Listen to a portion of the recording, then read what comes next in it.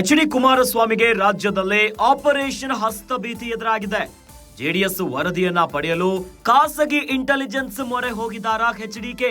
ಖಾಸಗಿ ಇಂಟೆಲಿಜೆನ್ಸ್ ಮೊರೆ ಹೋದ್ರ ಎಚ್.ಡಿ.ಕೆ ಅನ್ನುವಂತಹ ಪ್ರಶ್ನೆ ಎದುರಾಗಿದೆ. ಪಕ್ಷದ ಚಟುವಟಿಕೆಯ ಮೇಲೆ ಖಾಸಗಿ ಇಂಟೆಲಿಜೆನ್ಸ್ ಕಣ್ಣನ್ನ ಇಟ್ಟಿದೆ.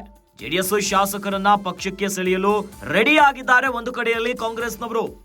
ಇನ್ನು ಕೇಂದ್ರ ಮಂತ್ರಿ ಆಗಿದ್ರು ಕೂಡ ಪಕ್ಷಕ್ಕೆ ಬೀಳ್ತಿರುವಂತ ಏಟಿಗೆ ಬೆಚ್ಚಿದ್ರ ಎಚ್.ಡಿ.ಕೆ. ಖಾಸಗಿ ಗುಪ್ತಚರ ವರದಿಯನ್ನ ಪಡೆದಿದ್ದಾರೆ. ಈ ಮೂಲಕವಾಗಿ ಪ್ರತಿ ತಂತ್ರವನ್ನ ಹೆಣೆಯಲು ತಯಾರಿ ಮಾಡ್ಕೊಂತಿದ್ದಾರೆ.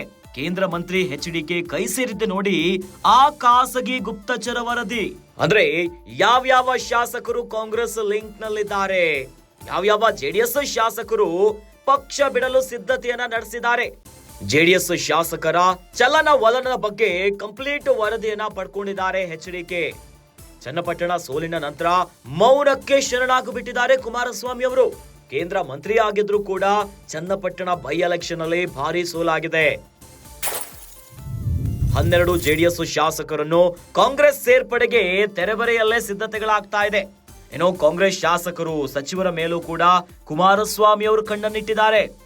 12 ಮಂದಿ ಶಾಸಕರ ಜೊತೆ ಸಂಪರ್ಕದಲ್ಲಿರುವಂತಹ ಕಾಂಗ್ರೆಸ್ ಪ್ರಭಾವಗಳು ಚಳಿಗಾಲದ ಅಧಿವೇಶನದ ನಂತರ ನಡೆಯುತ್ತ ರಾಜಕೀಯ ಬಿರುಗಾಳಿ ಅನ್ನುವಂತಹ ಅನುಮಾನ ಸೃಷ್ಟಿಯಾಗಿದೆ.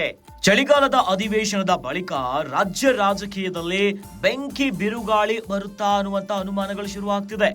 ಇದಕ್ಕೆ ಕುಮಾರಸ್ವಾಮಿ ಅವರು ರಾಜ್ಯದಲ್ಲೇ ಆಪರೇಷನ್ ಹಸ್ತದ ಭೀತಿಯಲ್ಲಿದ್ದಾರಾ? ಯಾಕಂತಂದ್ರೆ ಜೆಡಿಎಸ್ ವರದಿಯನ್ನ ಪಡೆಯಲು ಖಾಸಗಿ ಇಂಟೆಲಿಜೆನ್ಸ್ ಮೊರೆ ಹೋಗಿದಾರಂತೆ.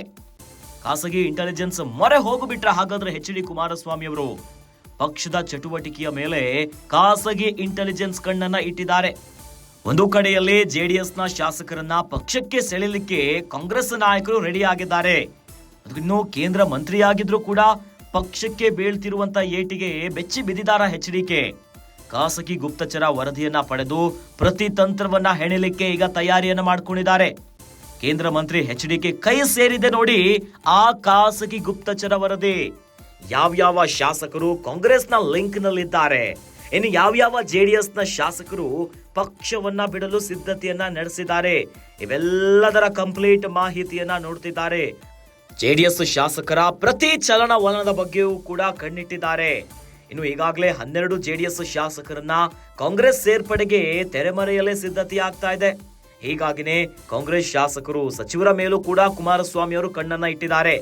ಇನ್ನು 12 ಮಂದಿ ಶಾಸಕರ ಜೊತೆ ಸಂಪರ್ಕದಲ್ಲಿರುವಂತಹ ಕಾಂಗ್ರೆಸ್ ಪ್ರಭಾವಗಳು. ಹೀಗಾಗಿ ಚಳಿಗಾಲದ ಅಧಿವೇಶನದ ನಂತರ ನಡೆಯುತ್ತ ರಾಜಕೀಯ ಬಿರುಗಾಳಿ ಅನ್ನುವಂತಹ ಪ್ರಶ್ನೆ ಉದ್ಭವ ಆಗಿದೆ.